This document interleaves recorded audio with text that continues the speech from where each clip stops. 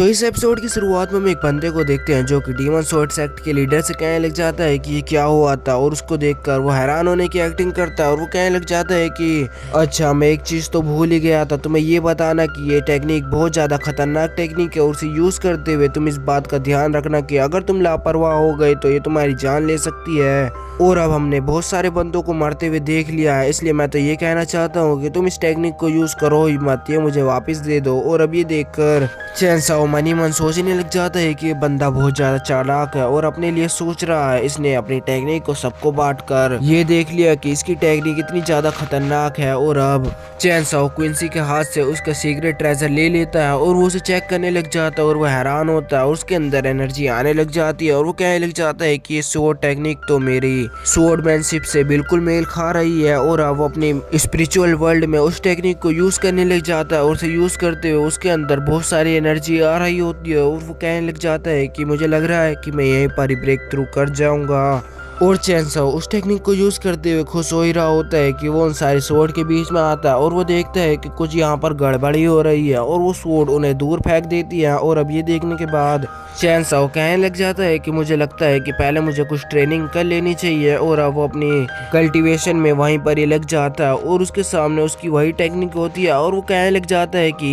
ये बात तो पक्की है कि ये टेक्निक पूरी नहीं है, लेकिन ये अब भी इतनी काम की है। और अब वापस से वो उस टेक्निक को यूज करने की कोशिश करने लग जाता है और उसके आसपास बाकी स्वॉर्ड आने लग जाती है। और अब एक तरफ जाने के बाद वो स्वॉर्ड एक साथ घूमने लग जाती है और उसके बीच में उसकी रस्टी स्वॉर्ड आ जाती है और उन्हें वो देख ही रहा होता है कि वहां पर एक ब्लास्ट हो जाता है। और अब वापस से वो अपने रियल वर्ल्ड में आकर सोचने लग जाता है कि क्या बकवास है, इसने इतनी कम टेक्निक को क्यों लिखा है यहाँ पर, इसके पास बाकी टेक्निक भी होगी या तो यहीं कहीं पर होगी या इन बंदों को इस बारे में पता होगा। और अब ये सोचकर वो हंस रहा होता है कि तभी वहां पर डीमन स्वॉर्ड इनहेरिटेंस स्टार्ट हो जाता है और वहां पर एक जगह में एनर्जी आ रही होती है, वो एक पोर्टल होता है और अब वो पोर्टल एनर्जी इकट्ठा कर कर अपनी लाइट को एक तरफ मारता है। ये देखकर बाकी बंदे हैरान हो जाते हैं और अब उसे देखने के बाद डीमन स्वॉर्ड सेक्ट का लीडर कहने लग जाता है कि अब डीमन स्वॉर्ड सेक्ट की तरफ से डीमन स्वॉर्ड इनहेरिटेंस स्टार्ट हो गया है, जिसको भी स्वॉर्ड के बारे में थोड़ा कुछ पता है और वो उसके बारे में जानकारी रखता है वो उसके अंदर जा सकता है, बाकी बंदे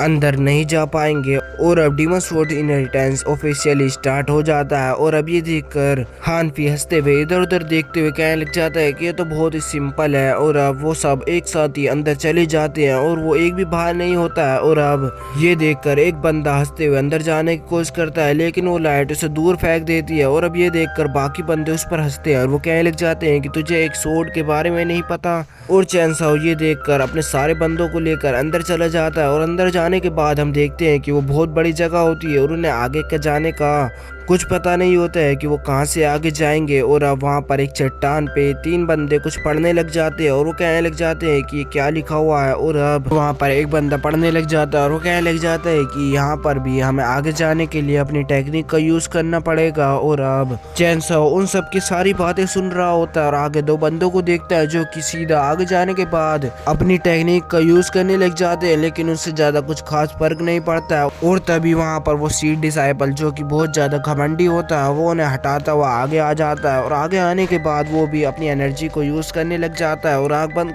कर अपने अंदर से एनर्जी बाहर निकालने लग जाता है, जिसके बाद आगे वाले पहाड़ में वो सारी एनर्जी जाने के बाद वो भी अपनी एनर्जी बाहर निकालने लग जाता है, जिसके बाद वो अपनी एनर्जी को ज्यादा निकालता हुआ जमीन को ज्यादा हिलाने लग जाता है, जिसके बाद उसके लिए खुद ही रास्ता बन जाता है। और ये देखकर बाकी बंदे हैरान होते हैं और यहीं पर यह एपिसोड खत्म हो जाता है। 天生魅体极为罕见，万中无一。若能与其一同修炼，可通感天地大道，所以会遭来无数强者觊觎，下场往往极其凄惨。这等体质，怕是9天5地也会心动。秦晨，不如你将他收入麾下。千雪，你想什么呢？你可以为他提供庇护，至于别的事，我可以睁只眼闭只眼。